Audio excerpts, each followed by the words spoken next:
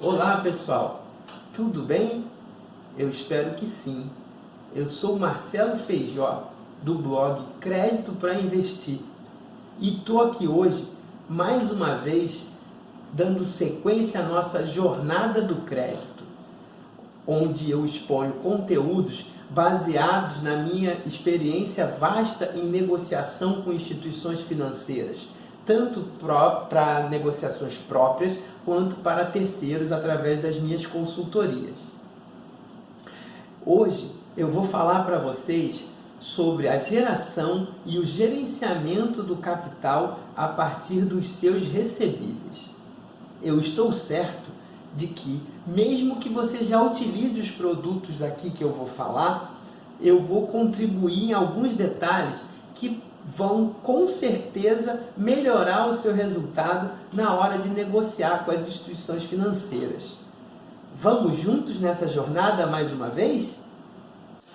Então, pessoal, como sempre faço, eu quero salientar mais uma vez da necessidade da integridade quando a gente trata de alavancagem financeira.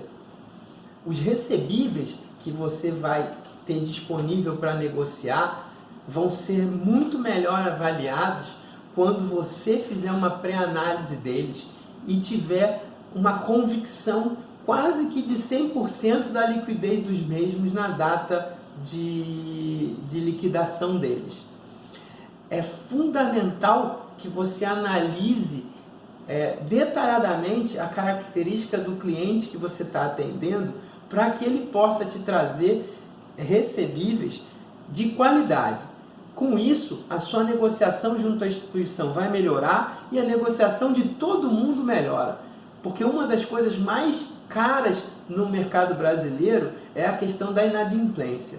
Então, sim, você, eu, todos nós fazemos parte de um processo de qualificar aquilo que a gente recebe.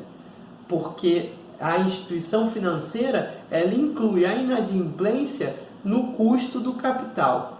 E se a gente não contribuir para que ela não tenha inadimplência, a gente consiga honrar aquilo que a gente está fazendo, a gente vai estar sendo conivente. Então, essa máxima de integridade daquilo que a gente vai colocar para fazer dinheiro. Antes de começar a falar sobre as linhas de crédito possíveis para você alavancar seus recebíveis, eu vou comentar com vocês sobre o relatório do Sisbacen. O Banco Central brasileiro, ele monitora o endividamento de todas as pessoas físicas ou jurídicas junto às instituições filiadas a ele. Em contrapartida, as instituições, elas sabem a sua posição de endividamento em todas as outras instituições. É um relatório que elas dividem entre elas. São os bancos principais, Caixa Econômica, Banco do Brasil, Itaú, Santander, todos eles alimentam essa base de dados. Nós, de fora, só temos acesso às nossas informações se a gente quiser, mas nós não podemos consultar essas informações para dar crédito ou deixar de dar para os nossos clientes. Essas são informações sigilosas que só as instituições financeiras podem ter acesso. Existem algumas características específicas desse relatório. Os bancos precisam fechar o mês com a posição de cada cliente e eles têm o decorrer do mês subsequente para informar ao Banco Central como é que ficou a situação daquele cliente no último dia do mês que ele estava em exercício. Isso, então, faz com que o relatório do Sisbacen esteja sempre com um delay de 60 dias. Por quê? A instituição tem 30 dias para apresentar a posição do mês anterior. Isso pode ser bom ou ruim. Se você estiver numa situação de endividamento hoje e você for informado ao Sisbacen que você está com endividamento, as outras instituições vão demorar 60 dias para saber da tua situação hoje. Por outro lado, Se você resolve o problema de crédito hoje, as outras instituições só vão saber que você resolveu 60 dias depois. A gente tem que saber jogar com isso. De forma que, no final do mês, é muito bom que a gente não esteja tomando limites de crédito que sejam indícios de que você está indo mal. Como, por exemplo, o cheque especial. O banco sabe que se você está tomando um dinheiro que pagando de juro por ele 8, 10, 12% ao mês, sabe-se lá quanto que a instituição negocia com você, você não está indo muito bem. É um dinheiro muito caro para quem está indo bem tomar no mercado.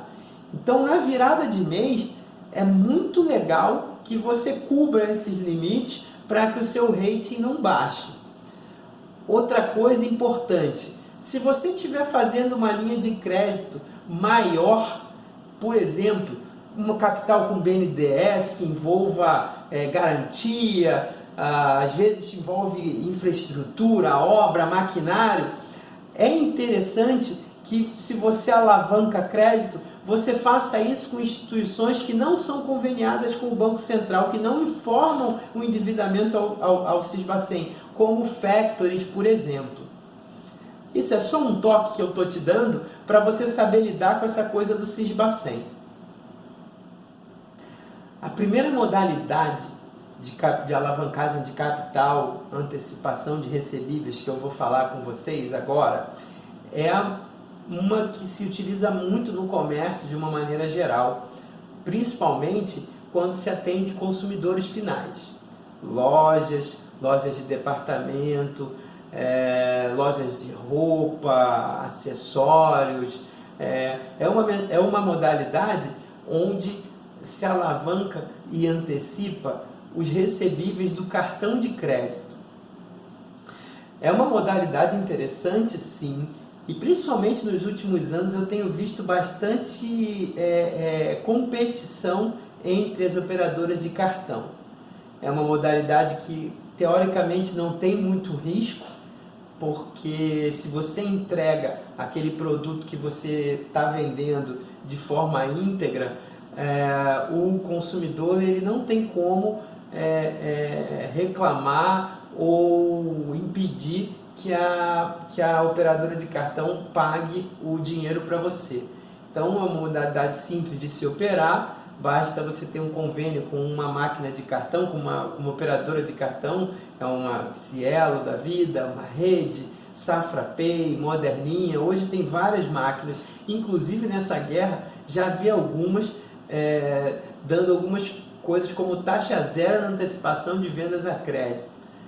Tem que ficar atento, porque normalmente essas coisas não são do jeito que parecem. Ele vai te dar taxa zero ali e vai te cobrar em algum outro lado, afinal de contas tem que ganhar, né? Mas ele também te quer como cliente. Uma grande vantagem dessa modalidade de antecipação de cartão de crédito é essa. Você praticamente não tem risco. Uma vez feita a venda, é pique de certo que ela vai entrar na sua conta.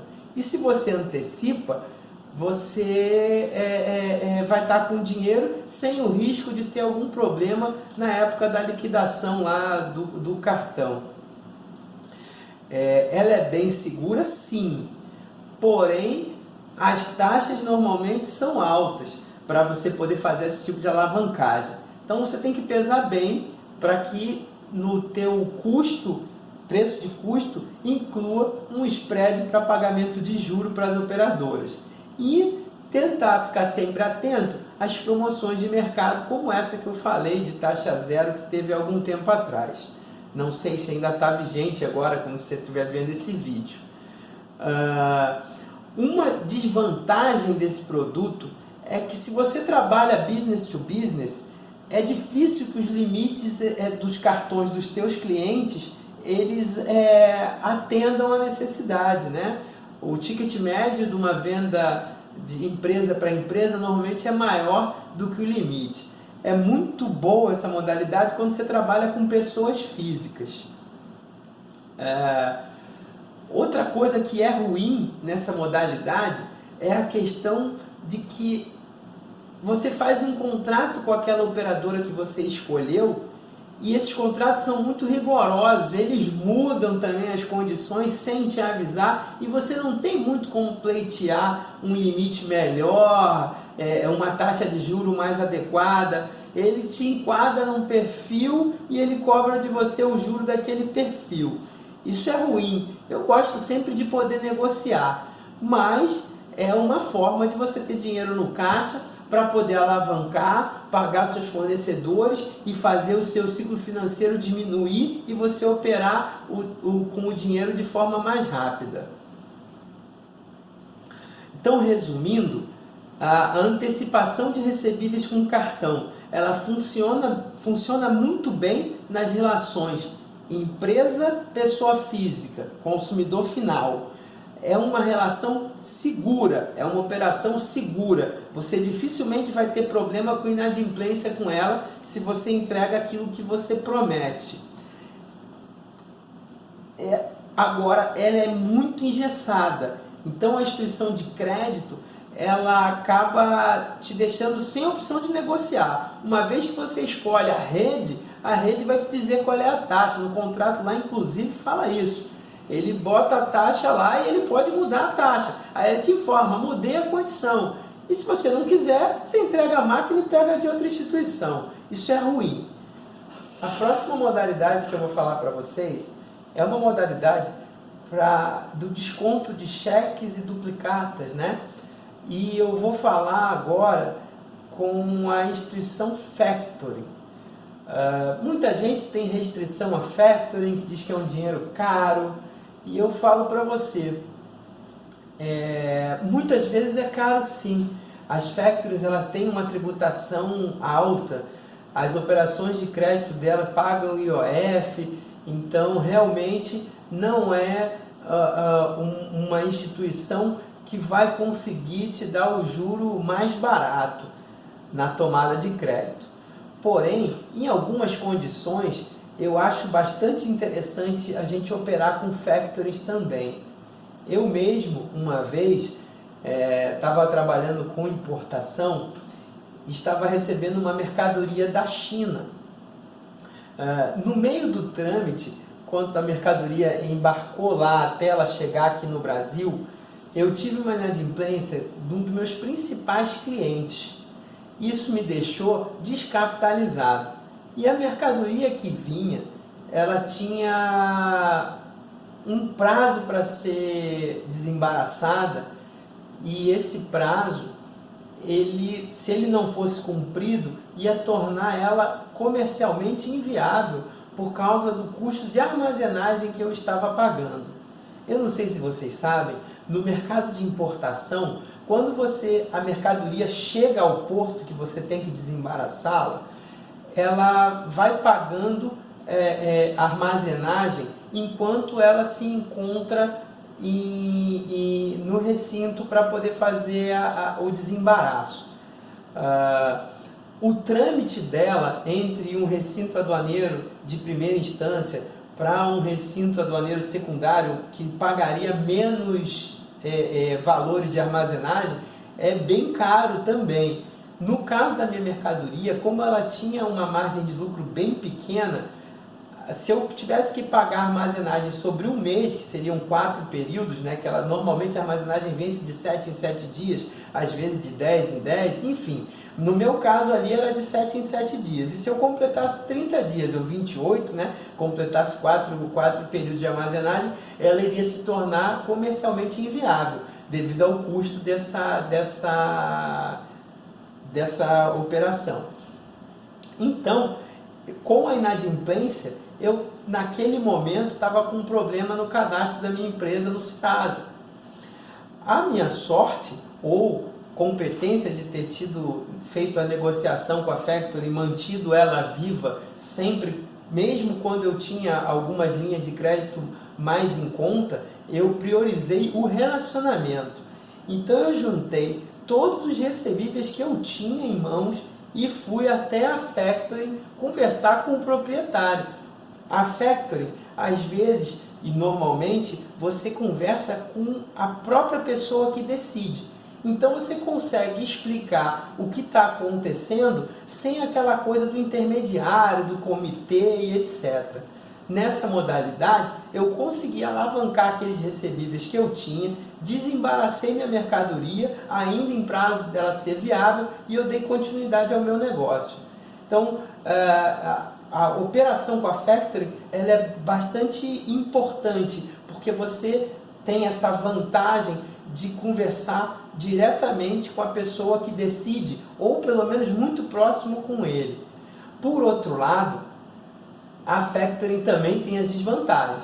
É um dinheiro que normalmente é um pouco mais caro, como eu já disse, por causa da questão dos impostos. Ela também tem uma desvantagem que, por ser uma instituição menor, muitas vezes ela também fica descapitalizada e aí não consegue fomentar 100% daquilo que você precisa. Porém, você sabe, crédito é assim, sempre tem pontos positivos e pontos negativos. Nesse caso, eu te contei uma história para que você entenda que tem o lado positivo de você ter relacionamento. Outra coisa muito importante com relação à Factoring, ela não informa o teu endividamento para aquele relatório do Sisbacen. Em resumo, então, as Factorings, elas têm a vantagem de que você pode conversar diretamente com o proprietário ou quem decide sobre o crédito. Isso, em determinados instantes, é bastante importante, como eu te falei. Outra coisa que é muito importante é que elas não informam ao Sisbacen. Então, numa necessidade de não expor o seu endividamento, operar com a Factoring é uma boa opção. As desvantagens é a questão de como elas têm uma carga tributária alta, ela acaba tendo uma taxa um pouco mais alta também. Mas negociando direitinho, às vezes dá para pagar e é bom. E a última desvantagem é a questão de que, às vezes, por serem instituições menores, elas ficam descapitalizadas e, consequentemente, elas acabam não conseguindo fomentar o teu negócio. Ainda seguindo na linha do desconto de recebíveis, nós temos os fundos de investimento em direitos creditórios, os FDICs, operando também para fomentar os negócios. Os FDICs, eles são muito parecidos com a Factoring, só que eles normalmente têm um colchão maior de recursos, eles são maiores, são instituições maiores, né? E conseguem fomentar não só cheques, notas promissórias e duplicatas, como é o caso das Factorings. Os fundos também fomentam debêntures, cédulas de crédito bancário, cheques pré-datados, contratos mercantis. Então, assim, o fundo ele consegue fomentar o teu negócio de uma forma mais ampla, com mais produtos do que a Factoring. Por outro lado, o fundo também acaba tendo uma análise de crédito mais criteriosa do que a Factoring. Então, você opera com o fundo muito parecido com o que você opera com o banco. Você acaba não tendo tanto acesso a quem decide a questão do crédito. Por outro lado, a carga tributária dos fundos é menor do que a da Factoring. Eles não pagam, por exemplo, o IOF. Isso os torna mais competitivos. As taxas que você consegue ao operar com um fundo, normalmente, são mais competitivas do que das Factorings. Além disso, os fundos, por serem maiores, eles acabam conseguindo fomentar mais volumes, né? Então, você trabalhar com fundo é uma boa opção quando você vai falar de alavancagem financeira. E eles são também uma opção aos bancos tradicionais, que têm as contas garantidas e as operações de desconto de títulos e duplicatas, e desconto de cheques, mas que, como instituições financeiras muito grandes, acaba que a gente tem alguma dificuldade em negociar com elas. De qualquer sorte, a qualidade dos teus recebíveis, principalmente num fundo ou num banco, ela vai dizer muito sobre a taxa de juros que você vai conseguir na antecipação. Se você tiver uma liquidez boa dos seus títulos, você consegue ter uma representatividade boa junto à instituição financeira e ele vai negociar contigo taxas bem adequadas para aquilo que você tá fazendo. As vantagens do FDIC em relação às instituições financeiras tradicionais, como os bancos aí comerciais, é que os FDICs são mais ágeis. Eles estão ali só para fomentar. Então, o negócio deles é descontar, é antecipar recebível. Quanto uma instituição de crédito normal, um banco tradicional, ele tem N produtos para poder oferecer, o que os torna mais engessados. O fundo ainda entre a factoring e o banco, ele ainda é uma opção com boa agilidade e que vai te trazer bons resultados se você negociar de forma ótima. Então, se você tem recebíveis em mãos, recorrer a um fundo pode ser bastante satisfatório para o teu negócio.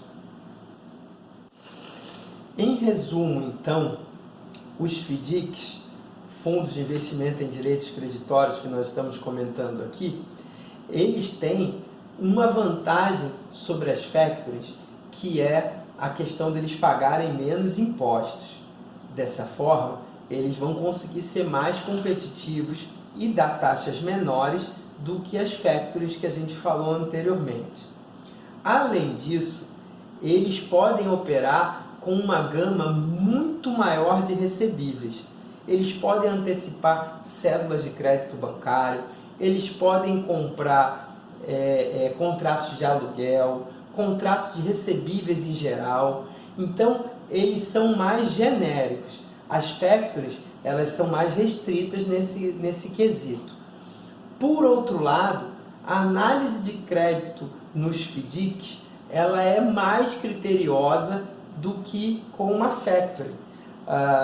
Ao tempo que você na factory normalmente fala com o dono ou aquele cara que decide, o fundo você já tem algumas regras mais restritas, baseadas nas diretrizes que os investidores colocam, né? Então, você vai ter alguma dificuldade em aprovar e explicar, porque você não vai estar falando diretamente com quem dá a palavra final. Seria um híbrido, talvez, a factoring menos restrita, o fundo no meio e os bancos comerciais sendo os mais criteriosos de todos. Dessa forma, você vai ter que pesar com quem você vai colocar os seus recebíveis.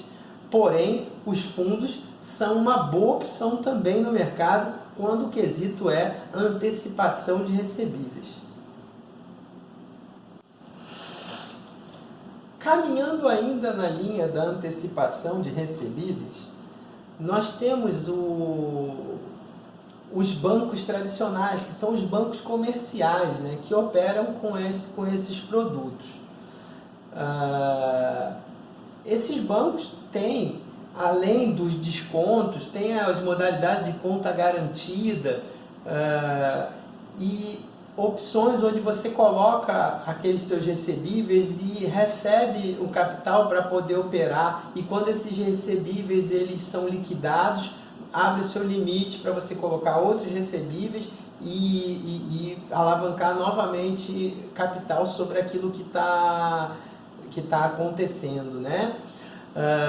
Eu vou contar uma história para vocês que foi muito interessante num negócio que eu tive e onde eu dei um salto bem qualitativo no meu faturamento, principalmente porque eu acabei conseguindo atender uma gama de clientes que não eram atendidos no mercado e, enfim, foi bem interessante.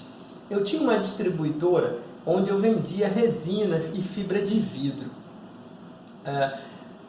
Eu atendia vários mercados, um deles a dos piscineiros. Você deve ter visto por aí, andando, piscinas em 24 vezes, piscinas em 12 vezes, em 15 vezes. Naquela época isso era muito comum.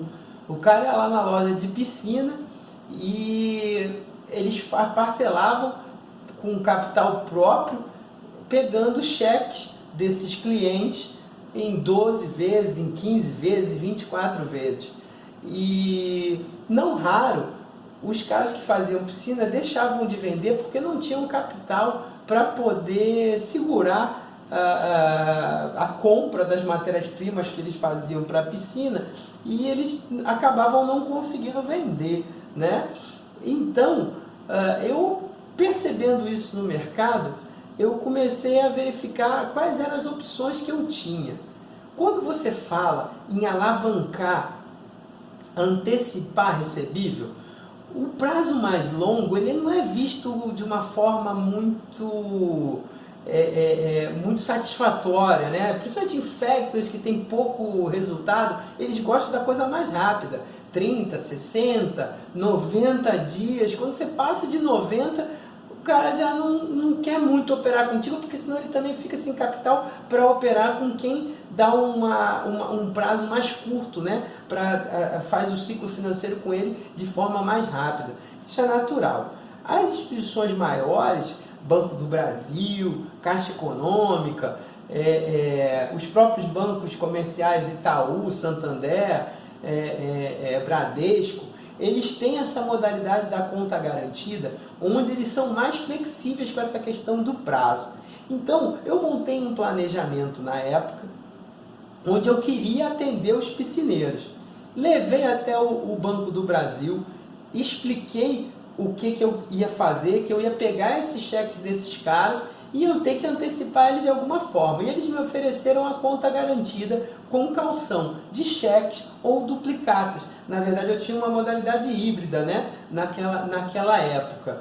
E isso me fez dar um salto, atender todos os piscineiros da minha região, em detrimento ao meu concorrente que não tinha esse produto para eles. Em resumo, os bancos comerciais, esses bancos maiores, volto a falar, Bradesco, Itaú, Santander, Caixa Econômica, Banco do Brasil, eles têm um lastro muito grande para trabalhar com os pequenos e médios negócios. Porém, isso faz com que você possa recorrer a eles e eles não vão te negar crédito por falta de recurso. Por outro lado, eles vão tender a te oferecer os produtos de prateleira. Nesse caso, é muito importante você negociar bem desconto de título, desconto de cheque, porque a margem de negociação deles é muito grande. Então não aceita chegar lá e deixa o cheque e depois ver quanto ele te cobrou de juro. Existem patamares de negociação que você consegue fazer um juro bem interessante nesses bancos maiores também. Você só tem que perder um pouco de tempo, né, para poder negociar e para poder ter atenção. Então, o fato deles terem um limite maior de negociação com você não vai te deixar na mão na hora que você precisar do crédito. Por outro lado, é mais difícil de negociar. Você tem mais restrições, depende de comitê, para falar com quem decide é muito mais complicado, muito mais difícil, em que pese ser possível. Eles têm todos os produtos que os fundos têm, que as factories têm. E você consegue negociar, porém com mais dificuldade. Eles são muito mais engessados. São uma opção e é importante você se relacionar com bancos comerciais também. Não fechar a porta. Você não precisa negociar com todos eles, mas eu indico que você tenha conta num banco federal, seja a Caixa Econômica, seja o Banco do Brasil, e num banco particular, seja o Itaú, seja o Bradesco, seja o Santander, mas pelo menos ter uma conta no federal e num particular, eu considero que seja algo bem importante para o crescimento da sua empresa. Quando a gente está falando de desconto de títulos e duplicatas, eu vou alertar vocês para não cair na armadilha da facilidade. A armadilha da facilidade é o seguinte: quando você faz a sua abertura de crédito junto às instituições financeiras, elas analisam sua empresa de uma forma muito parecida. Então, elas estipulam limites de crédito para você, onde vai te dar alguma coisa para desconto de título, outra para desconto de duplicata, ou para os dois ao mesmo tempo, uma quantidade de capital com aval, uma quantidade de capital para cheque especial, que a gente nunca deve usar, e enfim, ela vai te dar os limites para você operar. Você deve utilizar esses limites de acordo com as condições dele. É muito comum nessa coisa da armadilha da facilidade, o empresário olha lá, ele tem um limite de desconto de títulos e duplicatas, e ele não tem duplicatas para descontar, não tem cheques, não tem títulos. Ele então pega e fabrica essas duplicatas. Isso é uma questão criminal, mas que eu não vou abordar aqui. Mas o meu intuito é demonstrar que isso não vale a pena. Por que não vale a pena? Quando você faz essa prática, você acaba comprometendo o teu limite de desconto, que fomentaria o teu negócio baseado naquilo que você está recebendo, com duplicatas que seriam como se fosse de capital de giro. Você vai ter que pagar elas quando elas forem vencer. A taxa de juros numa situação como essa costuma ser muito alta e o prazo também normalmente mais curto do que você deveria utilizar. Eu considero, e nos meus 20 anos de consultoria, eu sempre vejo que isso é o princípio do fim. Normalmente não se consegue honrar de forma segura esse tipo de operação. E aí a empresa acaba caindo na inadimplência. É muito mais fácil e muito mais inteligente fazer um planejamento, apresentar ele ao banco e trocar quando a sobra de limite de desconto de duplicata e cheque, por exemplo, troca por um capital com uma garantia, troca por um financiamento de uma máquina, porque o limite global que a empresa tem, ele normalmente vai ser o mesmo. E eles só vão mudar aquela modalidade de crédito para você. Dá um pouco mais de trabalho, mas é só assim que é sustentável. Por último, pessoal, não menos importante, eu acho que eu vou falar aqui a coisa mais importante desse conteúdo que eu gerei hoje para vocês.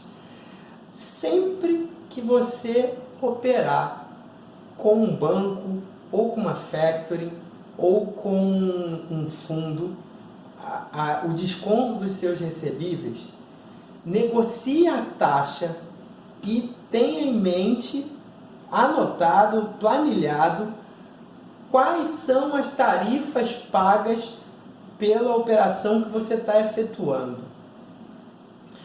Eu já tive situações onde eu fiquei sem um operador financeiro dentro da minha empresa e eu trabalhava com desconto de cheques e duplicatas assim constantemente. Chegava a fazer 3 descontos de cheques e duplicatas numa semana.